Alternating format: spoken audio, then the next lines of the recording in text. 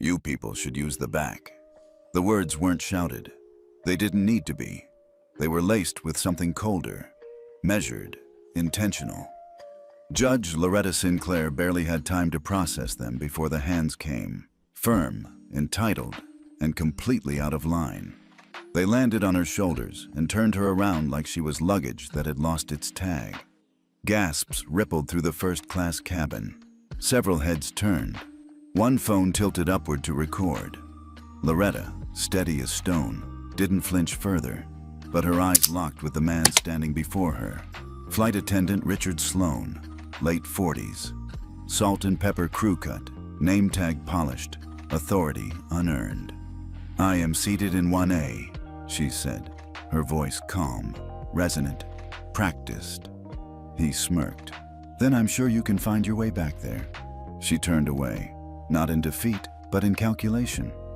She walked slowly, silently, back to her seat, sat down, straightened her blazer, reached for her phone, airplane mode off, warning ignored. She scrolled to a contact saved under DOT Oversight, Direct. Her fingers didn't tremble as she typed, "Activate Protocol S3, immediate review, hold jet reach allocations, send." Seat 1A had just declared war.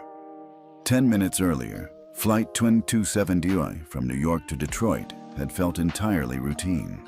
The scent of citrus cleaner clung to the leather seats. Loretta had boarded with the quiet elegance of a woman who didn't need to prove she belonged.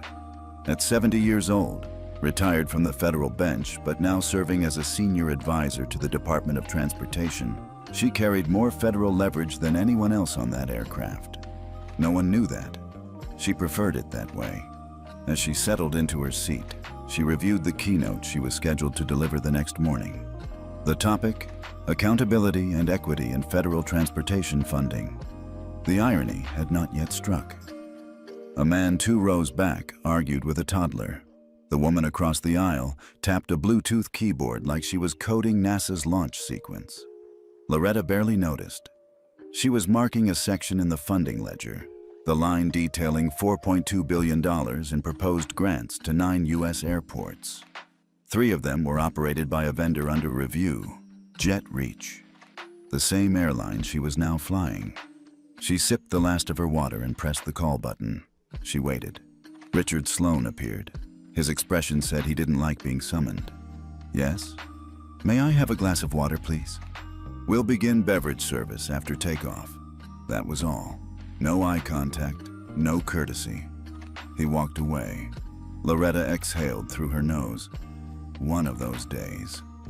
They were airborne 15 minutes later. As the seatbelt sign flicked off, she took out her leather-bound notebook. She began cross-referencing dates of compliance audits with vendor claims. Her mind moved with clinical precision. Then her bladder interrupted the flow. She stood and made her way toward the first-class lavatory. She was 3 steps from the door when Richard stepped directly into her path. "Excuse me, ma'am," he said loudly. "First-class lavatory is for first-class passengers only." She blinked. "Seat 1A. I'll need to see your boarding pass." "It's at my seat. You watched me board and sit. Then feel free to return and retrieve it. Otherwise, restrooms in the back are available." He stepped closer, invading her space.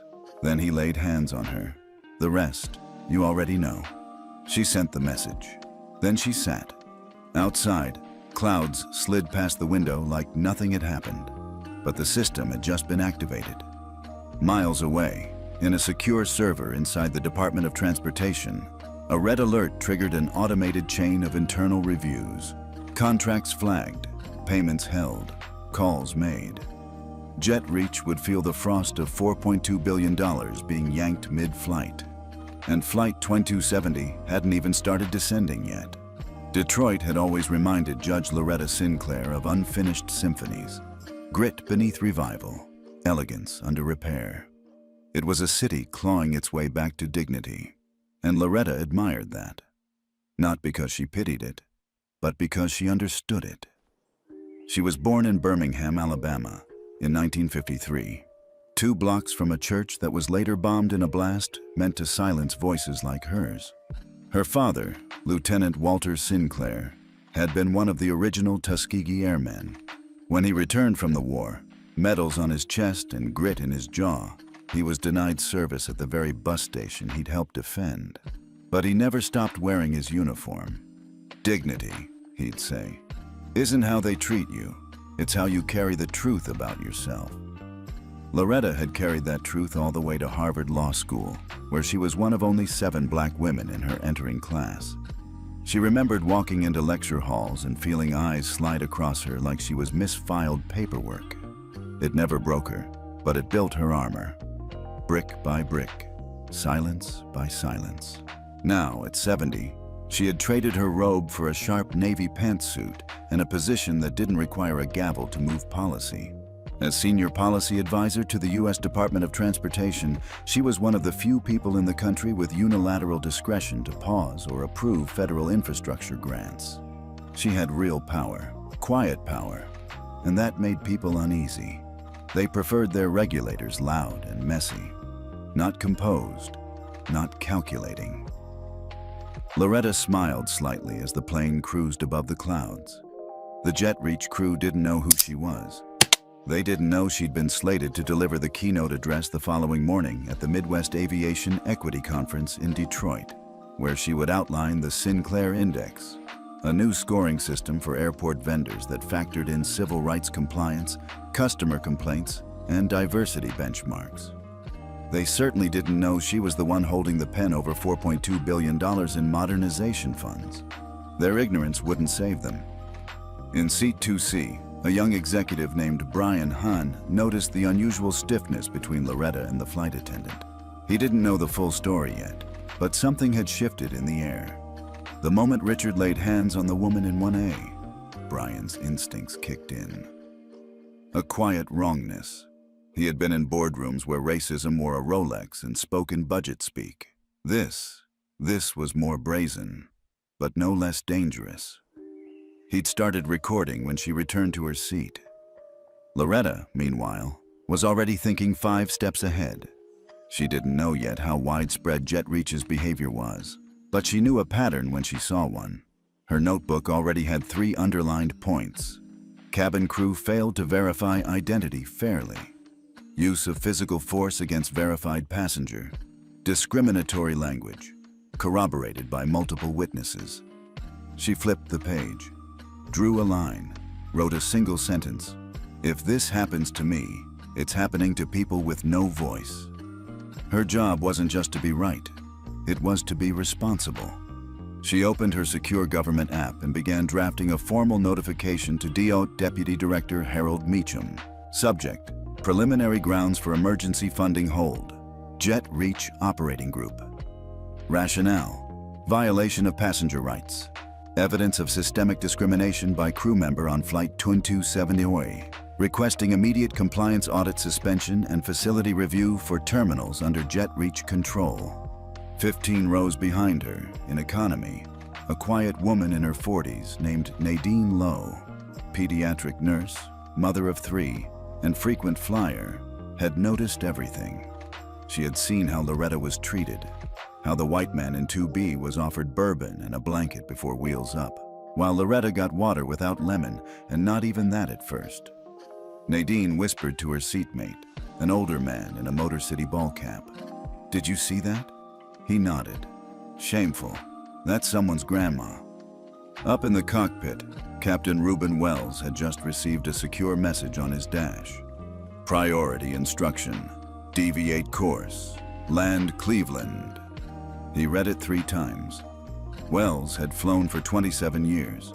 He'd seen mechanical issues, onboard medical emergencies, airspace violations. But this was new. The instruction came not from Air Traffic Control, but from DOT Special Operations Command, the kind of communication chain that activated during bomb threats or federal enforcement actions. He glanced at First Officer Denise Liu, who raised an eyebrow. "Get us rerouted," he said. "And alert cabin crew. This ride just changed altitude."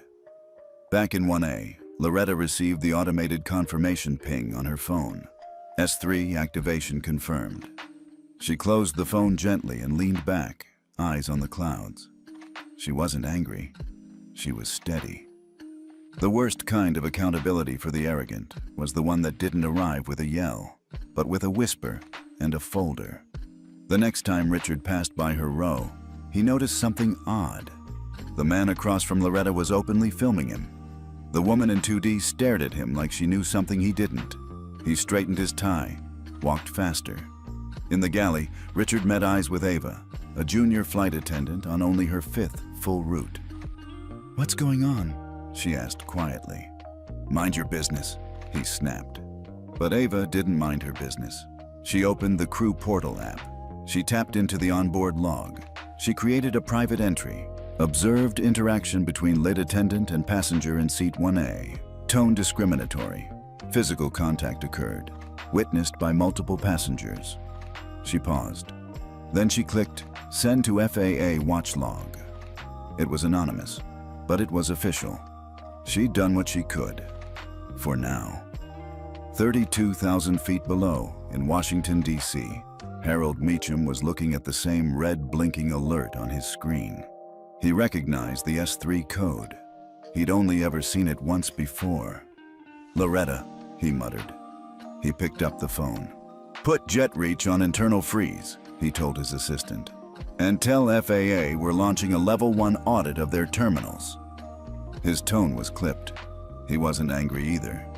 He was afraid. Because he knew if Loretta Sinclair was pressing S3, it wasn't just about a bad flight. It was about something bigger. And it had already begun.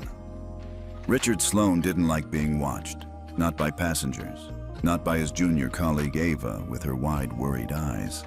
And especially not by the woman in 1A, who hadn't raised her voice once, but now seemed to radiate some unseen authority. He adjusted the cuffs of his uniform shirt and picked up the silver water pitcher.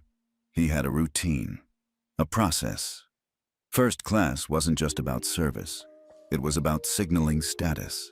It was where he could pretend, even for a few hours, that he was part of the echelon he served. He began with seat 2B, a white man in his late 40s who barely looked up from his laptop.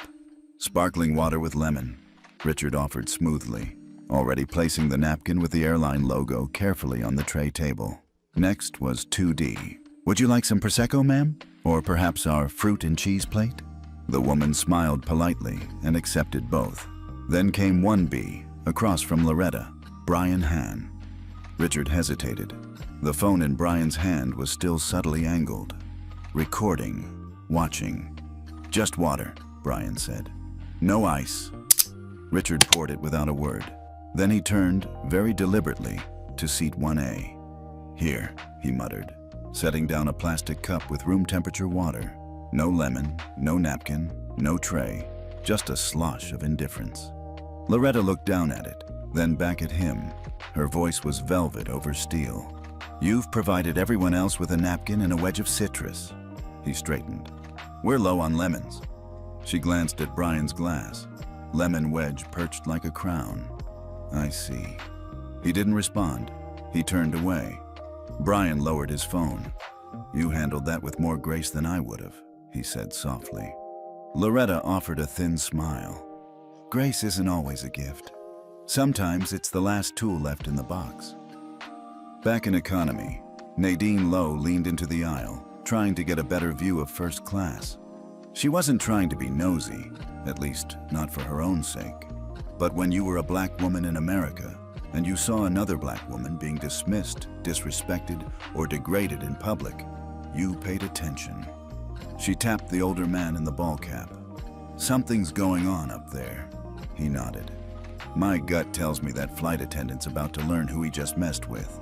In the rear galley, Ava stood still, eyes fixed on the crew tablet. Her fingers hovered over the screen. She had never filed an FAA log entry before, but she had watched Richard.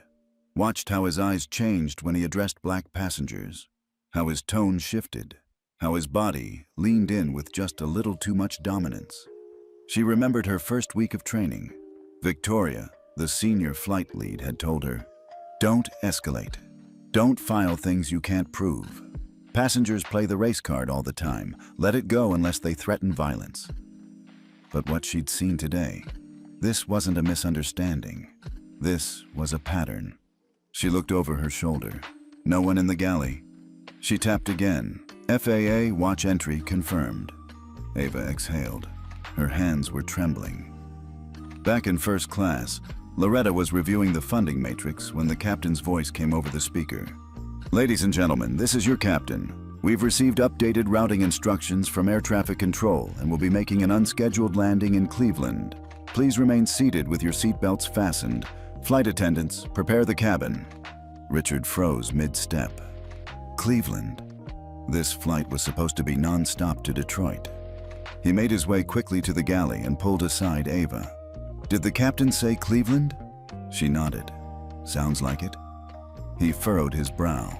Why? Ava shrugged. Could be anything. Weather? Security? But Richard's stomach dropped.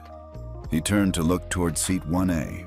Loretta Sinclair was calmly placing her notebook back into her leather satchel. She looked entirely unbothered, which terrified him. 20 minutes later, the plane began its descent. From her window seat, Loretta could already see the flashing lights on the tarmac. 3 SUVs, 1 unmarked van, and a familiar insignia. Department of Transportation, Office of Federal Compliance. She didn't smile. She didn't smirk. She simply waited. As the plane touched down, the silence in first class thickened. Brian Hahn closed his laptop. The woman in 2D sat up straighter. Even Richard had stopped speaking to passengers altogether. Captain Wells's voice returned. Ladies and gentlemen, please remain seated while we await clearance. Our ground team will be boarding shortly for an important compliance matter. Richard's hands were clammy. He looked around the cabin. No one met his eyes. In economy, Nadine turned to the older man. That's not normal. Nope. You think it's because of her? I'd bet my pension. The door opened with a pressurized hiss. 3 officials boarded. 1 woman with a Department of Transportation badge, 1 man from the FAA, and a third, tall, broad-shouldered, with a soft southern drawl.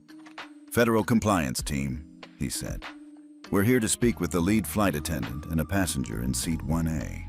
Loretta stood. No fear, no hesitation. She reached into her jacket and pulled out her federal ID. Judge Loretta Sinclair, DOT Senior Policy Advisor. Richard's knees buckled slightly. The man from FAA raised an eyebrow. Ma'am, we've received notice of a protocol activation. Are you the reporting party? I am. Then we'll begin interviews as soon as the cabin is cleared. She nodded. Then she sat down. Without a word, without a fuss. Because when you carry the system inside your phone, you don't need to shout. You just wait for the doors to open. The cabin remained still. Passengers whispered. A child began to cry. Loretta opened her notebook one more time. She drew a line. Under it, she wrote, "Every seat has a number, but not every passenger has a voice. Today, I used mine." When the door to Flight 2270 opened on the Cleveland tarmac, it wasn't just the frigid gust of winter air that swept into the cabin. It was the unmistakable chill of accountability. Richard Sloane's throat went dry. He watched as 3 officials boarded in silence, clipboards in hand, expressions unreadable. The first wore a dark navy windbreaker marked Doubt Compliance Division. The second was younger, with the unmistakable badge of the Federal Aviation Administration clipped to his belt. The third, a quiet man in gray slacks and an ID that read Inspector Mark Hendricks, Office of Inspector General, scanned the cabin like a man who'd already read the report. Passengers sat still, their whispers like electrical static under the overhead lights. Captain Reuben Wells stepped into the galley to meet them, his calm pilot voice now edged with unease. "We were told to hold here. This is unusual. Mind sharing the nature of the issue?"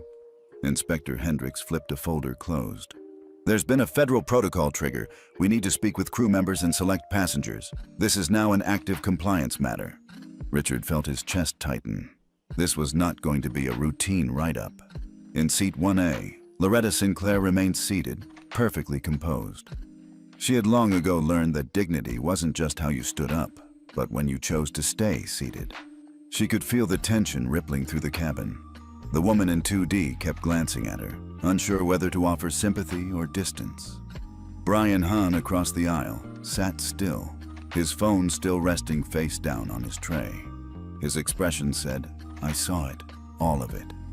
Ava, the junior flight attendant, stepped into the galley, lips pressed into a line. Her eyes caught Loretta's for a brief moment, then dropped quickly. Guilt? Fear? Maybe both. Then came the voice over the intercom. "Ladies and gentlemen, this is your captain. Due to a compliance inspection, we are currently holding passengers on board. Please remain in your seats until further instructions are given. Thank you for your cooperation." The collective groan from the economy cabin was muted, but unmistakable. But no one moved. The FAA agent and Inspector Hendricks approached Richard near the front galley. "Name?" the agent asked. "Richard Sloan, lead attendant. You're aware of an incident involving a passenger in seat 1A. Richard hesitated. "There was a misunderstanding. The passenger attempted to use a restricted lavatory, and I redirected her to the facilities in economy. Standard procedure." The agent raised an eyebrow. "Did you place your hands on her?" Richard swallowed. "Only to guide her, nothing aggressive." Hendricks jotted something down. "We'll be conducting interviews shortly. Please remain available." The unspoken message: "Don't leave the aircraft." In the economy section, Nadine Lowe watched it all unfold with quiet intensity. Her kids had texted her earlier, checking if she'd landed. She hadn't answered yet. She didn't want to tell them what she'd just seen, a black woman in first class being treated like she didn't belong. That woman didn't scream, didn't argue, didn't even raise her voice. But now the government had arrived, and the plane had landed somewhere else. It told Nadine something she hadn't let herself believe in a long time.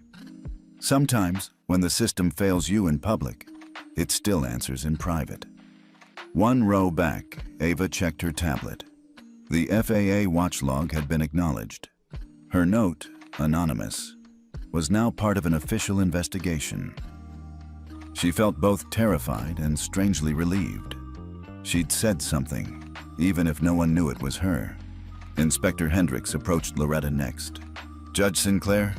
She looked up calmly. "Yes, I understand you were involved in an incident with a member of the crew. Would you be willing to speak privately?" Loretta gave a single nod. Brian Hahn stood as she gathered her belongings. "If it helps, I recorded what happened," he said. "Just in case you need a witness." Loretta met his gaze. "Thank you, Mr. Hahn, Brian Hahn. I appreciate your integrity, Mr. Hahn." He nodded, and she walked with the agents toward the front. The cabin didn't erupt in applause. This wasn't a movie, but people watched and remembered. The interview room inside the Cleveland terminal was small, sterile, functional. Loretta sat across from the three agents, her ID already scanned, her credentials already verified. "We understand you initiated an S3 protocol," Hendricks said. "I did. Can you walk us through what occurred?" She recounted everything, not with emotion, but with precision. The denial of beverage service, the differential treatment observed across racial lines, the request to verify her ticket despite being seated, the physical contact, the quote, "Your kind should use the back." There was a moment of silence. "Are you certain of the exact phrasing?" the FAA agent asked. "I am. I don't mishear that kind of language, not after a lifetime of hearing it." They nodded. "Do you wish to file a formal complaint?" "No," Loretta said. "I wish to document a pattern. What happens to me today is happening to others with less recourse. That's the real problem." Hendricks leaned back. "We've received a number of witness statements, including one from a crew member. There's also a passenger recording corroborating your account. This will move quickly." "Good," Loretta said. She stood. "Because I have a speech to give tomorrow, and a billion-dollar checkbook that's no longer open to jet reach." Back on the plane, passengers were finally deplaning, one row at a time. Richard was pulled aside by another compliance officer. Ava, still quiet, handed out water bottles in economy. As Loretta stepped off the jet bridge, a Skyreach executive in a blazer 2 sizes too big rushed toward her. "Judge Sinclair, on behalf of the airline, I want to deeply apologize." She raised one hand. "I'm not interested in apologies." He froze. "I'm interested in infrastructure, in systems, in whether your company treats dignity as a PR issue or a policy." And with that, she walked past him, out into the terminal, into the next phase, into the part where justice wasn't just poetic, it was funded. Have you ever witnessed someone quietly stand up against injustice and win without raising their voice? If you believe real power doesn't yell, it enacts policy, drop a comment with the word integrity. And if you're tired of people getting away with discrimination in public spaces, hit the like button. Because justice isn't always loud, but it always lands. By the time Loretta Sinclair arrived at the terminal conference room set aside for compliance interviews, the news had already spread beyond Cleveland Hopkins International. A federal judge had been pushed by a flight attendant. A plane had been rerouted. Federal investigators had boarded. And the woman in 1A, she wasn't just anyone. She was the one holding the pen over $4.2 billion. Across the terminal, Inspector Mark Hendricks briefed his team in low tones. "We have statements from at least 5 passengers. One junior flight attendant filed an anonymous FAA log before landing. We also have video from passenger 1B. Clear verbal confirmation of the remark, 'Your kind should use the back.'" Another agent whistled under his breath. Hendricks nodded grimly. "It's real, it's documented, and it's systemic." Systemic? Judge Sinclair filed a federal escalation code, S3. She didn't just want an apology, she triggered a structural audit. We're talking vendor-wide compliance freeze, the kind that halts payments to contractors and flags airport partnerships. Damn. Exactly. In another room, Richard Sloan sat across from 2 agents and a union representative. His confidence had deflated. Gone was the upright posture, the crisp tone. What remained was a man in damage control mode. "I've flown this route for years," he began.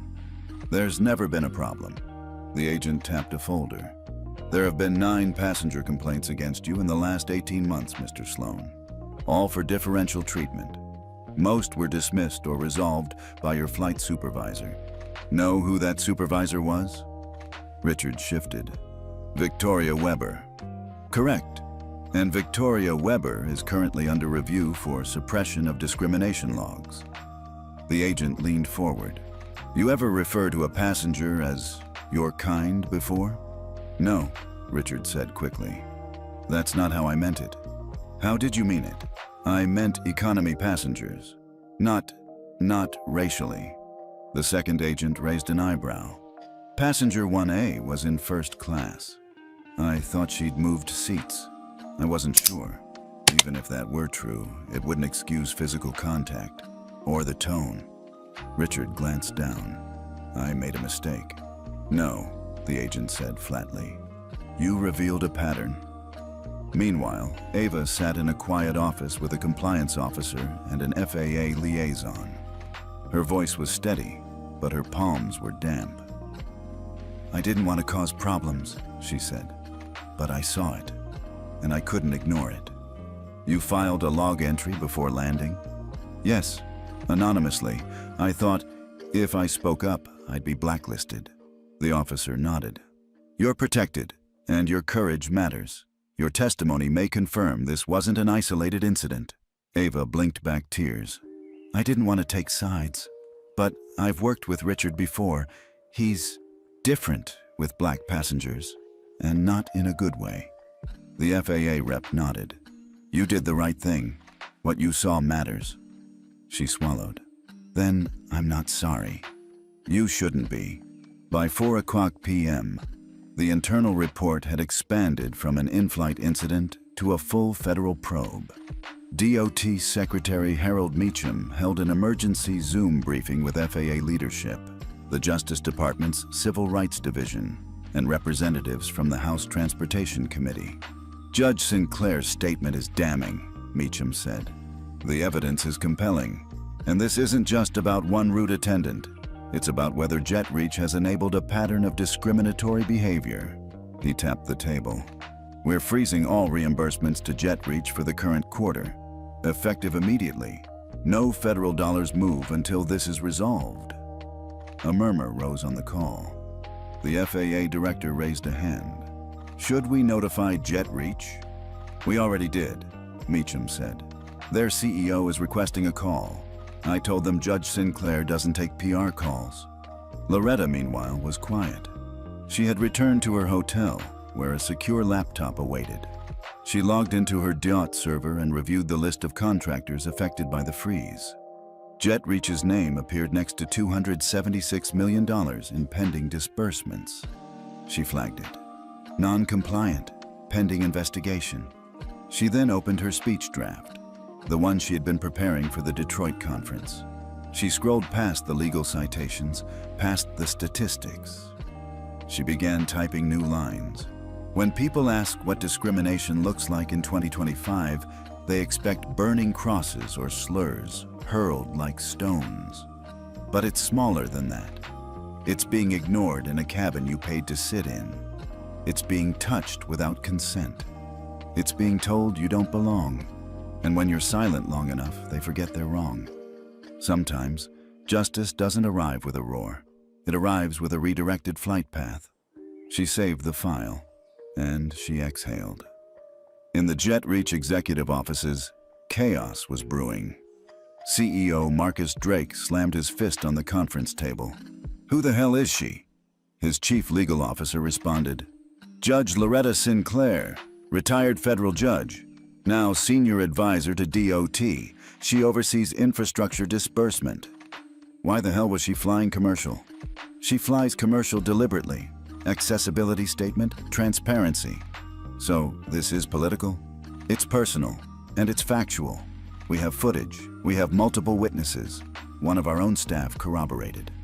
Damage control, now. It's not about damage control, Marcus, the CLO said. It's about damage done. Back in Cleveland, Loretta received a text message. It was from Brian Hahn. "Ms. Sinclair, if you ever need me to testify, count me in. What happened wasn't just wrong, it was systemic," she replied. "Thank you, Mr. Hahn. It's people like you that make the system work." And in a separate thread, a message from Ava arrived. Anonymous, unsigned, but unmistakably heartfelt. "I was scared to say something, but I did. Because you did." Loretta smiled. "Then you were never the only one, and you won't be the last." Back in Washington, reporters were already circling the story. The headlines would be brutal. But the truth? It was already in motion. Loretta didn't need the world to praise her. She needed them to remember. Remember that someone in 1A didn't yell. She simply moved the system, and it listened. The morning after Flight 2270 made headlines, the executive suite of JetReach Airlines turned from glass and chrome to war room. The stock price had dropped 4.7% in pre-market trading. The FAA and DOT had both issued statements confirming an active investigation. But what alarmed CEO Marcus Drake most wasn't the media pressure or the looming fines. It was a single line in an internal memo from the Department of Transportation. All federal reimbursements to JetReach have been frozen pending review. A total of $422 million, locked. Drake threw the paper onto the table. "She can't just do that. She doesn't have the authority to—" "She does," said Jennifer Lang, the company's VP of Regulatory Affairs. "Under the Sinclair Protocol, federal transportation advisors can activate emergency compliance audits that trigger an automatic funding freeze." Drake paced. "So, one woman, because a flight attendant was rude to her, can tank our quarter?" Lang didn't look up. She wasn't just rude to her. He put his hands on a federal judge. There's video. There are witnesses. And she's the woman who wrote the very policy you're complaining about. Drake sat down hard. "Then we make it about optics. Apologize. Settle. Pledge some new training. It's too late for optics, Lang said quietly. In a conference room at the Cleveland FAA field office, the investigation deepened. Inspector Mark Hendricks and his team reviewed statements from passengers, internal employee records, past complaints, and flight crew performance logs. The picture became painfully clear. 9 prior complaints naming Richard Sloan, 3 additional filed under the same supervisor, all closed without escalation. An anonymous log from Ava, now verified. Multiple passenger videos, including one already leaked online. And then there was the kicker. A time-stamped message from Loretta Sinclair to DIOT Command. Activate Protocol S3. Immediate review. Hold jet reach allocations. Never seen someone pull that trigger before, one agent murmured. She didn't pull it, Hendricks corrected. She designed it.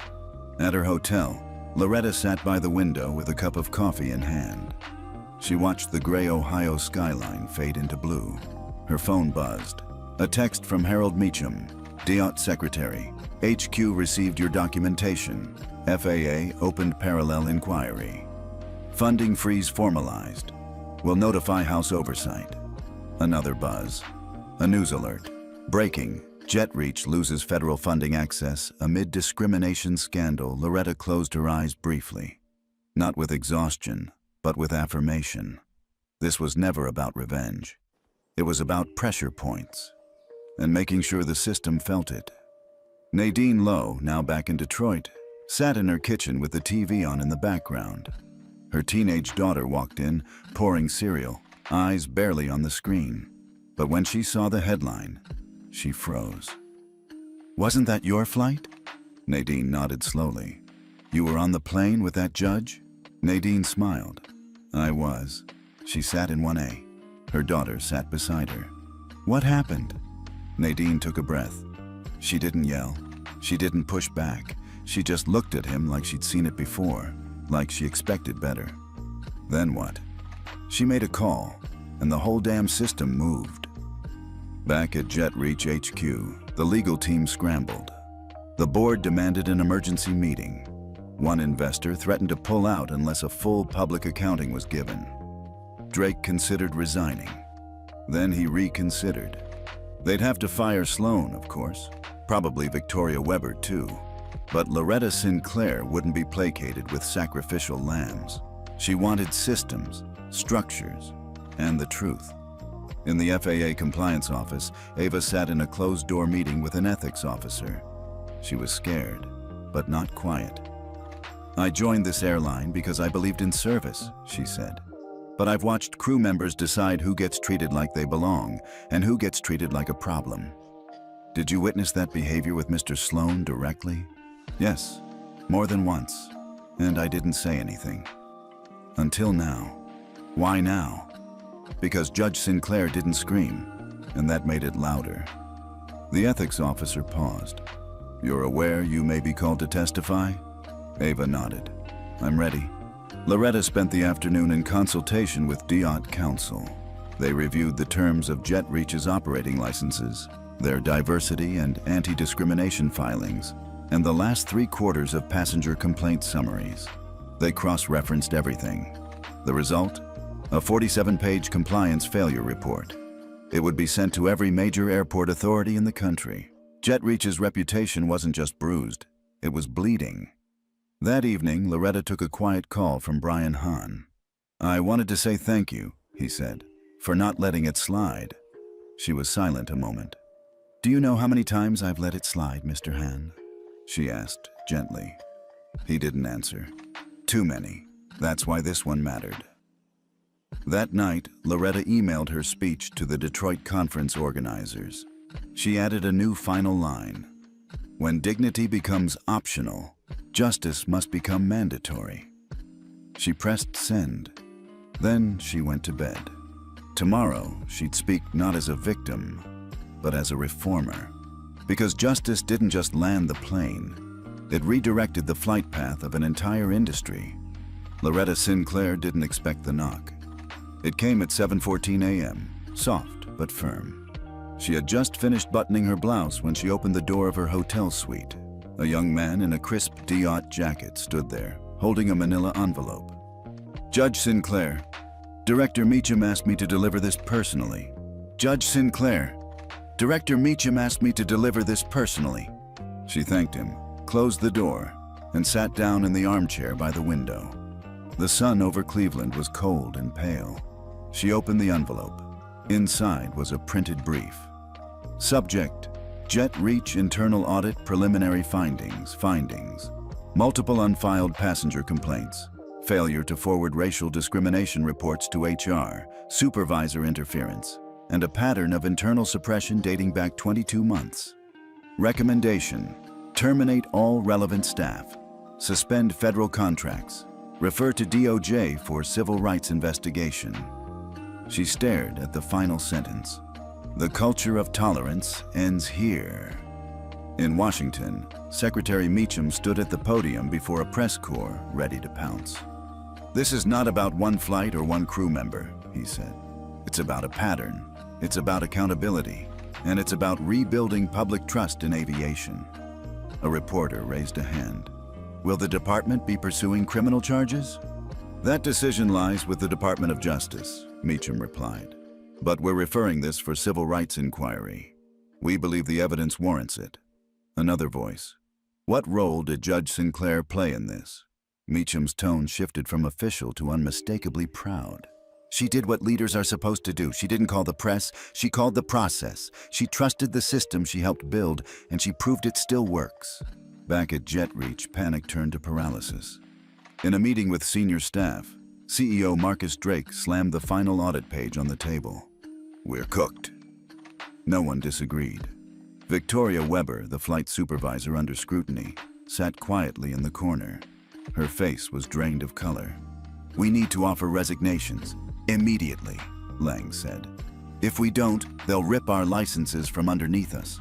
Drake looked around the room. "Richard Sloan? Gone. Officially terminated. Weber?" Lang turned.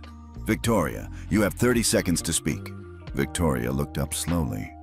"I didn't tell him to say what he said." "No, but you buried 9 complaints," Lang snapped. "You covered for him, and for others.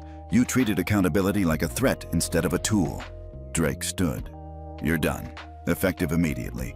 We'll walk you out by noon." Victoria didn't argue. She simply picked up her coat and left. At the Detroit airport, conference day was in full swing. Screens in the lobby displayed Loretta Sinclair's name beside the phrase, "Keynote Speaker, Aviation Equity and Ethics." As she stepped onto the stage, there was no dramatic music, no spotlight, just quiet attention. She adjusted the mic and began. "Good morning.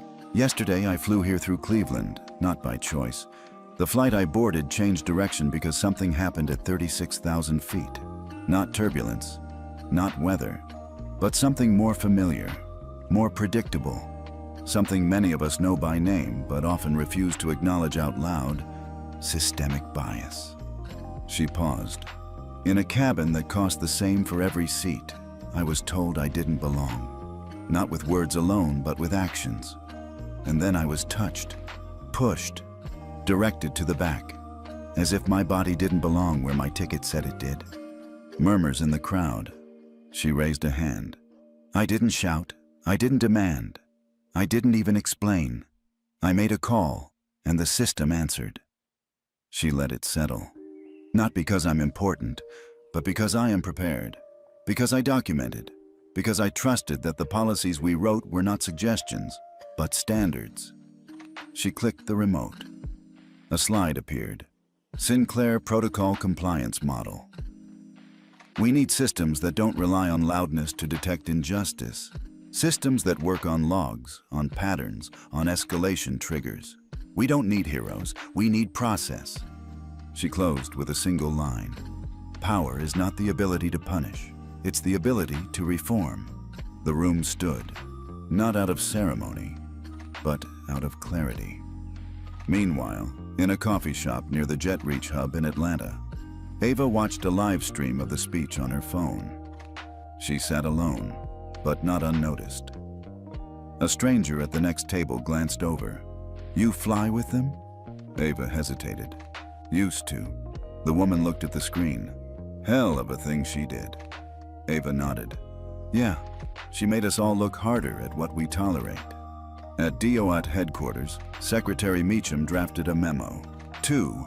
All FAA certified carriers subject mandatory protocol. Integration. Effective immediately. All commercial aviation entities must integrate Sinclair Protocol within 60 days. Failure to comply will result in funding disqualification. All internal crew discrimination reports must be logged, escalated, and disclosed. Anonymous FAA watch access will be audited quarterly. He hit send. And the ripple began. In her hotel suite that night, Loretta removed her earrings and placed them gently on the nightstand. She thought of her father, how he used to sit on the porch in his Air Force jacket, even when no one saluted. She thought of all the times she'd been dismissed, looked past, patronized, and how none of them had ever stopped her. Because the most dangerous person in any room was the one who could smile through insult and still hold the pen. She reached for her notebook, wrote a single sentence. "There's blood in the system, but now the system's bleeding out the poison." She closed it, turned off the light, and slept. Tomorrow, she'd write new standards, and the industry would follow. By Monday morning, the phrase Sinclair Protocol had been mentioned in over 7,000 articles. Business journals, civil rights blogs, cable news programs, all converged on the same story. A federal judge, humiliated on a flight, had triggered a nationwide policy overhaul in under 72 hours. Loretta Sinclair, however, wasn't reading the headlines. She was sitting across from the FAA's General Counsel in a secured meeting room at DOAT headquarters in D.C. The windows were frosted for privacy. The conference table was steel and matte black.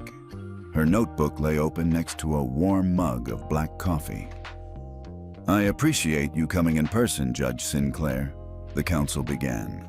"We've completed the Phase 1 reviews, and frankly, it's worse than we thought." Loretta didn't blink. "How bad?" He tapped a tablet, scrolling. 38 internal reports suppressed across 5 carriers. 17 involved crew behavior toward passengers of color. 9 involved repeat offenders who were still flying routes as of last week. She set her mug down. "How many had documentation?" "All of them." "Escalated?" He hesitated. "None." Loretta leaned back in her chair. "There's blood in the docket," she said, "and we've been stamping it with signatures." Elsewhere in the building, Ava stood outside a small interview room. She had been summoned to give additional testimony to the Joint Oversight Subcommittee. Her palms were damp. Her blazer, borrowed, felt too formal, too tight. A staffer opened the door. "Ms. Jackson?" She stepped inside. 2 lawmakers, 1 staff attorney, a stenographer, and a placard that read, "Congressional Review Panel, Aviation Civil Rights Subcommittee." Ava sat. "Ms. Jackson, thank you for being here today," the lead counsel said. "Please describe in your own words what prompted you to file an anonymous FAA log." She took a breath. It wasn't one moment. It was all the little moments. The tray slammed harder. The looks.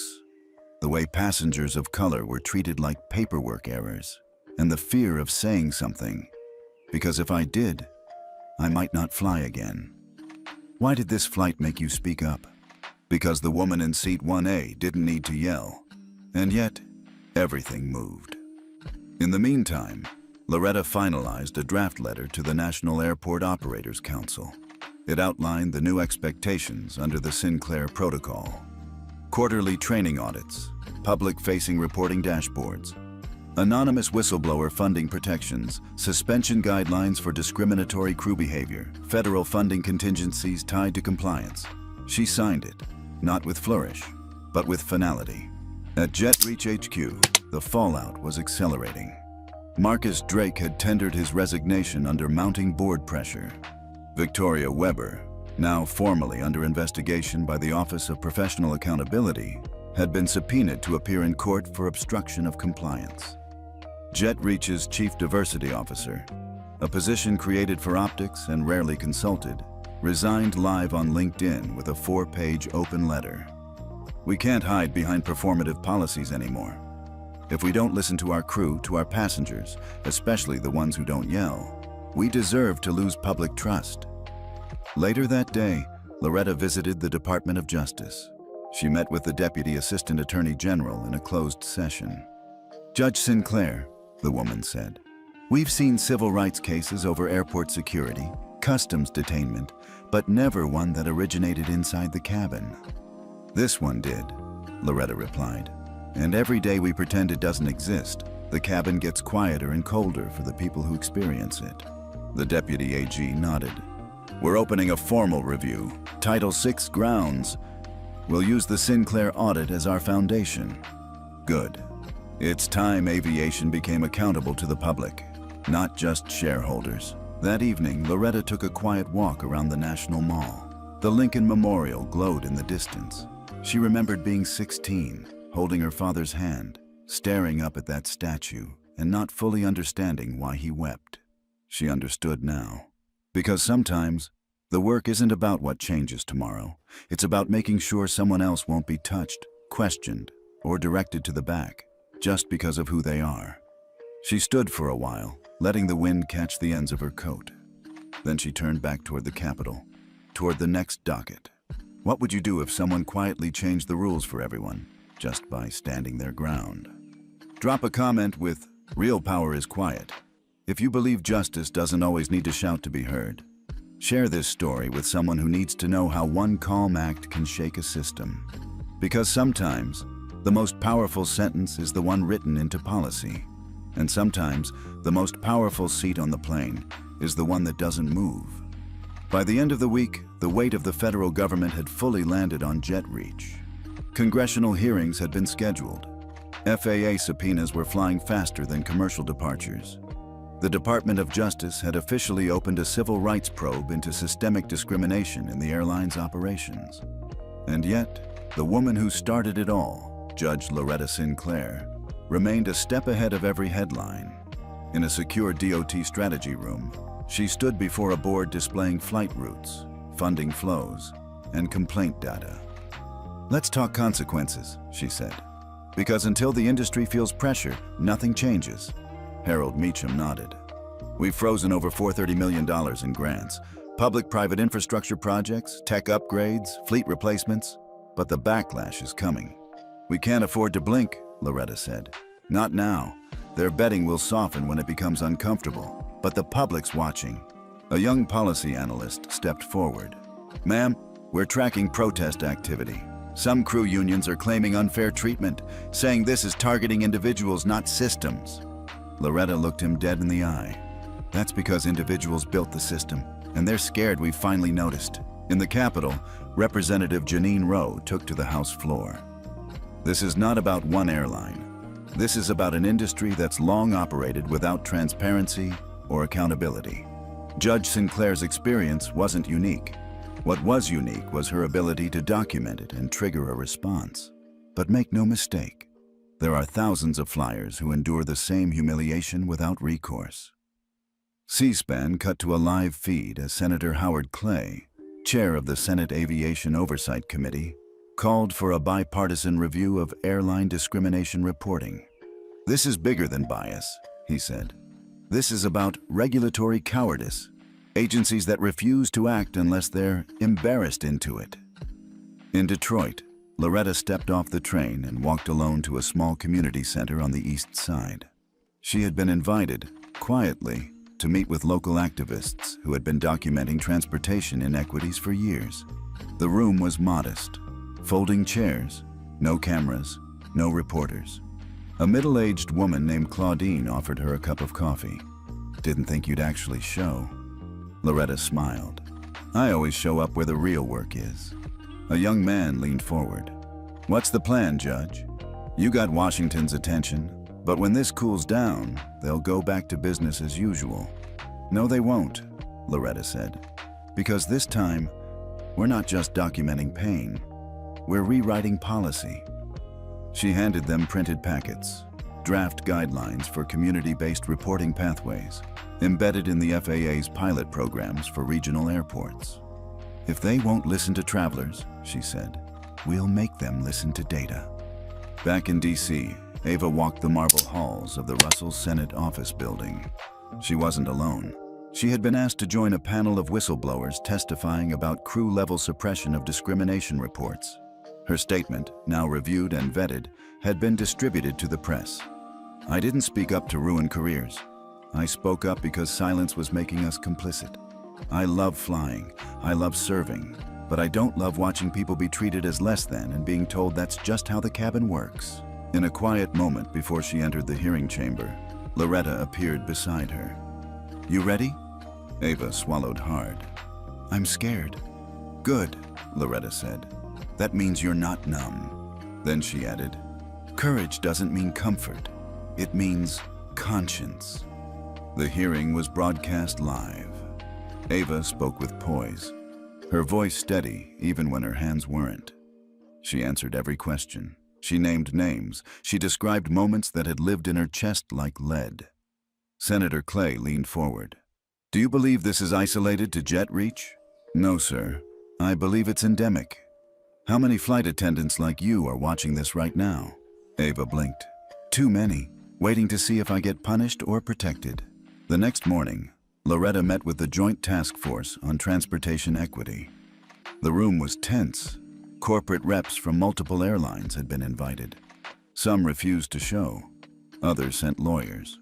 But one woman, Evelyn Rocha, COO of a major regional carrier, sat across from Loretta.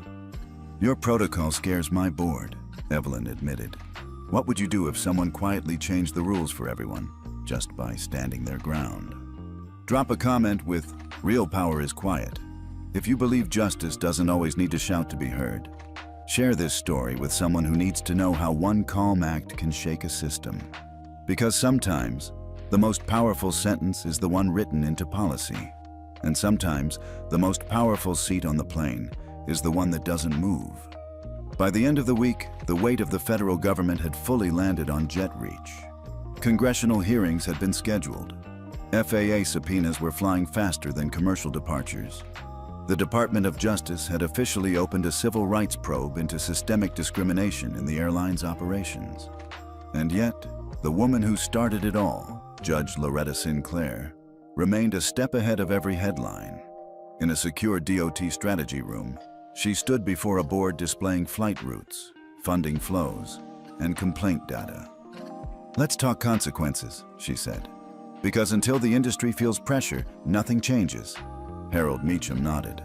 "We've frozen over $430 million in grants, public-private infrastructure projects, tech upgrades, fleet replacements, but the backlash is coming." "We can't afford to blink," Loretta said. "Not now. Their betting will soften when it becomes uncomfortable, but the public's watching." A young policy analyst stepped forward. "Ma'am, we're tracking protest activity. Some crew unions are claiming unfair treatment, saying this is targeting individuals, not systems." Loretta looked him dead in the eye. "That's because individuals built the system, and they're scared we've finally noticed." In the Capitol, Representative Jeanine Rowe took to the House floor. "This is not about one airline.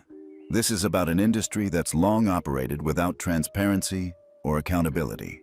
Judge Sinclair's experience wasn't unique. What was unique was her ability to document it and trigger a response. But make no mistake, there are thousands of flyers who endure the same humiliation without recourse." C-SPAN cut to a live feed as Senator Howard Clay, chair of the Senate Aviation Oversight Committee, called for a bipartisan review of airline discrimination reporting. "This is bigger than bias," he said. "This is about regulatory cowardice, agencies that refuse to act unless they're embarrassed into it." In Detroit, Loretta stepped off the train and walked alone to a small community center on the east side. She had been invited, quietly, to meet with local activists who had been documenting transportation inequities for years. The room was modest. Folding chairs, no cameras, no reporters. A middle-aged woman named Claudine offered her a cup of coffee. "Didn't think you'd actually show." Loretta smiled. "I always show up where the real work is." A young man leaned forward. What's the plan, Judge? You got Washington's attention, but when this cools down, they'll go back to business as usual. No, they won't, Loretta said. Because this time, we're not just documenting pain, we're rewriting policy. She handed them printed packets, draft guidelines for community-based reporting pathways, embedded in the FAA's pilot programs for regional airports. If they won't listen to travelers, she said, we'll make them listen to data. Back in D.C., Ava walked the marble halls of the Russell Senate office building. She wasn't alone. She had been asked to join a panel of whistleblowers testifying about crew-level suppression of discrimination reports. Her statement, now reviewed and vetted, had been distributed to the press. I didn't speak up to ruin careers. I spoke up because silence was making us complicit. I love flying, I love serving, but I don't love watching people be treated as less than and being told that's just how the cabin works. In a quiet moment before she entered the hearing chamber, Loretta appeared beside her. You ready? Ava swallowed hard. I'm scared. Good, Loretta said. That means you're not numb. Then she added, courage doesn't mean comfort. It means conscience. The hearing was broadcast live. Ava spoke with poise, her voice steady even when her hands weren't.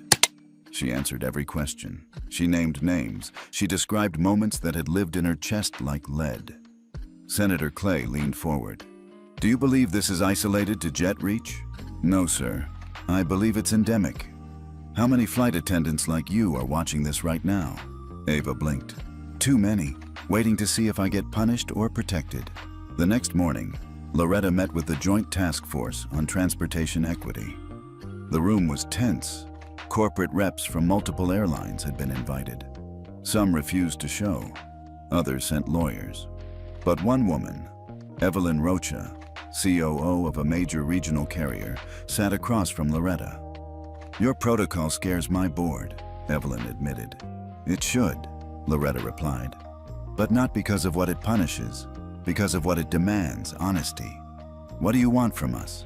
Truth, compliance, and to stop pretending discrimination is an accident. Outside the FAA headquarters, reporters gathered for what had now become a daily scene.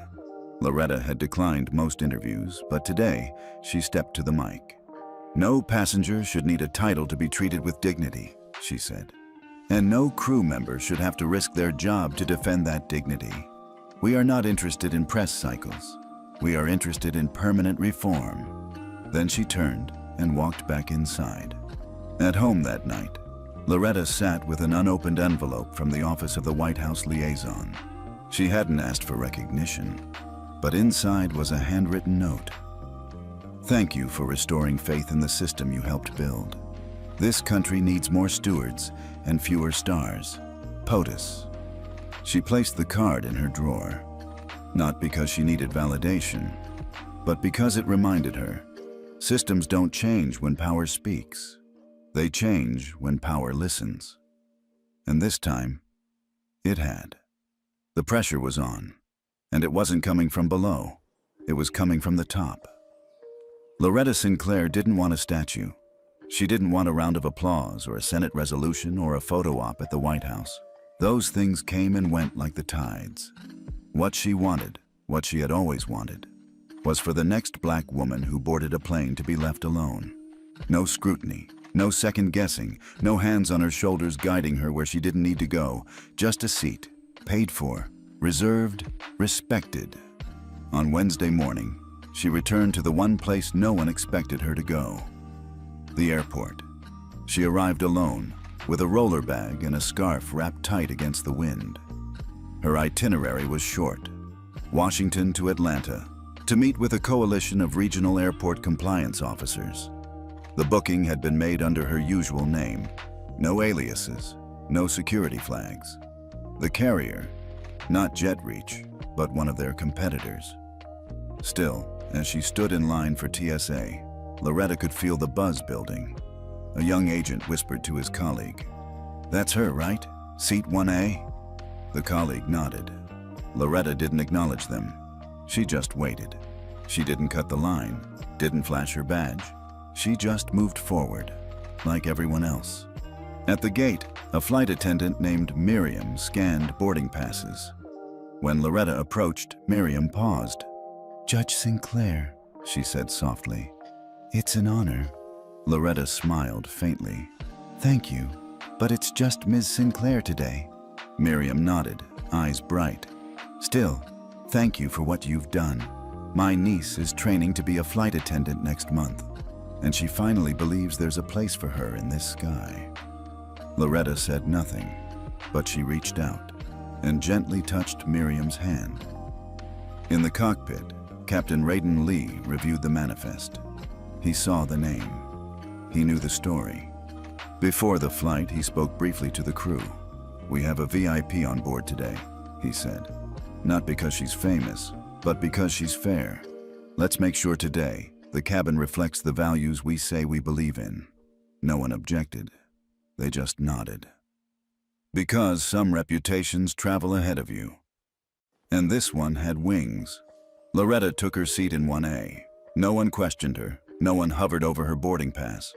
A cup of water arrived with lemon, ice, and a napkin folded just so. She opened her leather notebook and jotted one line. "No policy is effective until it arrives in practice." The cabin door closed, and the flight took off.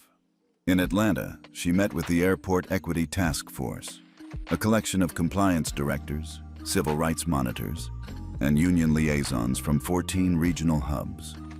The room wasn't flashy. No banners, no cameras. But what it lacked in spectacle, it made up for in clarity. "Let's cut through it," Loretta said. "You've seen the protocols. You've read the audit summaries. What's broken?" The man from Memphis raised a hand. "Internal complaint reports are routed through supervisors who often know the offenders. That's where it dies." The woman from Tulsa nodded. "Passengers don't know where to go, and crew don't trust the system to protect them." Loretta leaned forward. "Then we fix that. We design around fear, not through it." She unveiled a draft tool, a digital platform allowing real-time, anonymous reporting for both passengers and crew, verified through independent third-party review. No internal suppression, no buried emails, just data, transparent, auditable, actionable. The room fell silent, until someone clapped, then another, and then they all did. Not for her, but for the fact that it was possible. That afternoon, a reporter caught up with Loretta outside the terminal. "Judge Sinclair, how does it feel to fly again after everything that's happened?" She paused, then answered, "It feels the same and different. Same seat, same air. But this time, the system followed me on board." That night in her hotel, Loretta received a message from a high school debate team in South Carolina. It read, "We quoted you in our regional final. The part where you said, 'Courage doesn't mean comfort, it means conscience.' We won. Thank you for showing us how to speak without shouting." Loretta replied simply, "Then you've already learned the most important rule. Lead seated, speak when it counts, and never let them move you without reason." In the weeks that followed, the air seemed different. Not thinner, not warmer, but watched. The industry was watching itself. It began with memos, then videos, then mandatory training sessions that no longer felt like corporate theater. And behind all of it, without fanfare or self-congratulation, stood a woman who had taken a seat, held her silence, and moved a system. Loretta Sinclair. By late February, the Sinclair Protocol had been adopted by 7 major U.S. carriers and over 120 regional airports. The changes weren't sweeping in appearance. No new logos, no shiny commercials. But internally, the foundation had shifted. Complaint review panels were now staffed with third-party observers. Crew members received monthly bias training, including real-case video reenactments. Ava, now promoted to a compliance liaison for crew experience, helped design them. She walked past mirrors and didn't flinch anymore. Jet Reach Airlines, meanwhile, was in free fall. Class action lawsuits had stacked up. Former employees, emboldened by Ava's testimony, and Loretta's silence began coming forward. Flight attendants, ground crew, even contractors. One by one, they described a culture of look-away management and racial double standards. At one press conference, a former Jet Reach dispatcher said, "We weren't told to discriminate, but we knew who'd get a second chance and who'd get flagged." The DOJ subpoenaed internal communication logs. What they found wasn't overt racism. It was worse. It was habit, embedded, in tone, in shrug, in silence. Loretta watched it all unfold with the quiet precision of someone who'd long known the truth. She wasn't smug. She was strategic. Her days were filled with policy review meetings, her evenings with town halls and stakeholder calls. In Baltimore, she spoke to a room of aviation union reps. "The question isn't whether your crews are biased," she said. "It's whether your systems are biased enough to stop them." In Chicago, she met with legal scholars about embedding transport equity into civil rights law. She brought examples. Ticket disputes that escalated for black passengers, but not white ones. "Travel isn't leisure for everyone," she said. "For some, it's an obstacle course wrapped in a seatbelt." They nodded.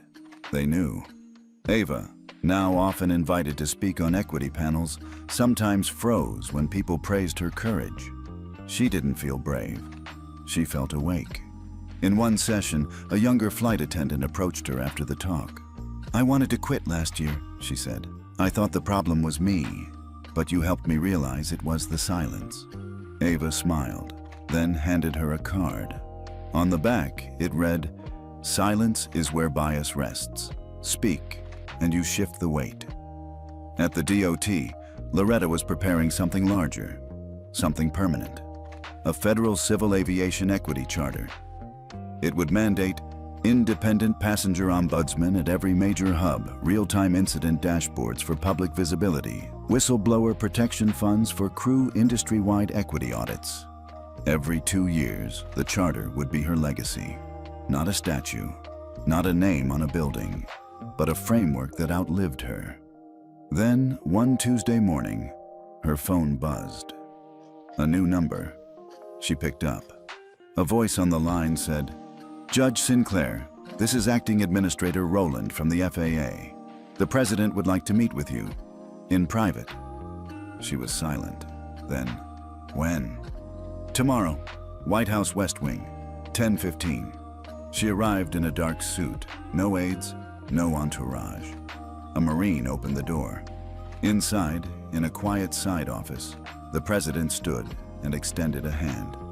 "Judge Sinclair," he said, "thank you for saving us from ourselves." Loretta didn't smile. She simply said, "Let's not waste it."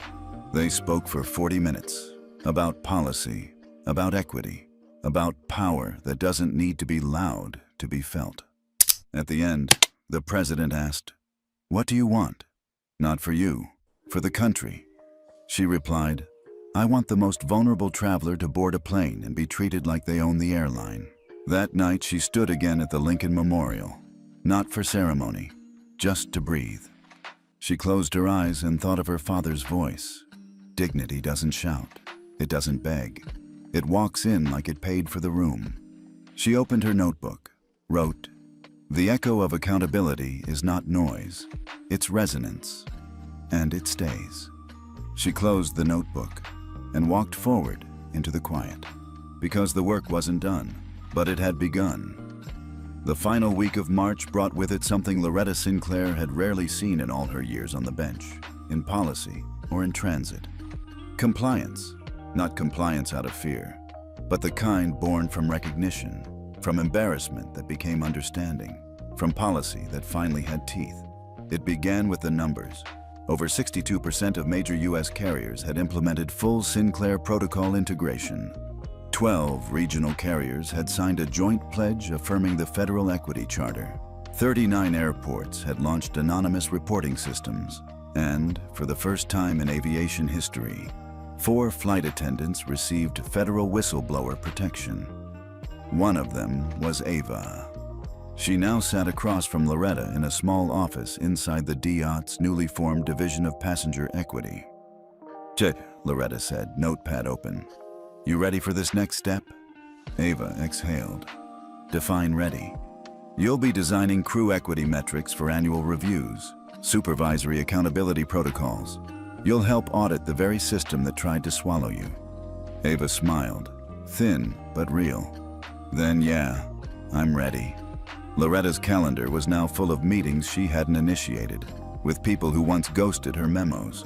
CEOs, labor union presidents, airport directors. They all wanted guidance. Not because she demanded it, but because she'd proven the alternative. In New York, the head of a major airline sat across from her in a soundproof boardroom. You wrecked us, he said. Public trust, internal morale, everything. Loretta folded her hands. No, she said. You wrecked yourself. I just held up a mirror. At the FAA, the newly required equity dashboard launched in beta. Each carrier's complaint data would now be public.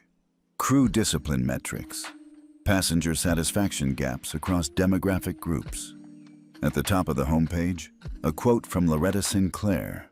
Transparency isn't punishment, it's prevention. The president formally signed the Civil Aviation Equity Charter on a Thursday morning. Loretta wasn't there. She didn't want to be. She spent that morning at a small community law clinic in Richmond, Virginia, speaking with law students about systemic repair.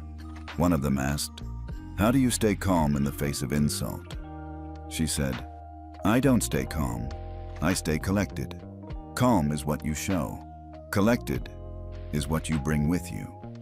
That night, she received a message from Thomas Keller, the tech CEO who had recorded the original incident.